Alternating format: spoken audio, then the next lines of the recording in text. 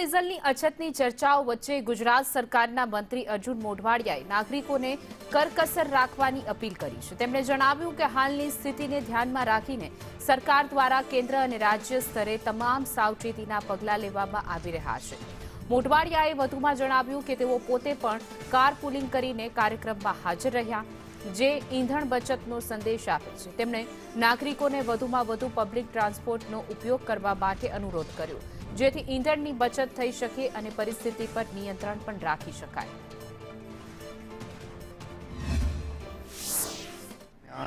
પહેલથી દરેક રાજ્યોને ડીઝલ પેટ્રોલનો વપરાશ ઘટે, ઉર્જાનો વપરાશ ઘટે અને કરકસરયુક્ત વહીવટ થાય એ માટે જે સૂચનાઓ આપી હતી એના ભાગરૂપે માનનીય મુખ્યમંત્રી શ્રી ભૂપેન્દ્રભાઈ પટેલની સૂચનાથી અનેક કરકસરના પગલાં લેવાઈ રહ્યા છે। એ પૈકી કારપુલિંગ કરવાનો, પબ્લિક ટ્રાન્સપોર્ટનો ઉપયોગ કરવાનો અને એ પ્રકારની કામગીરી થઈ રહી છે।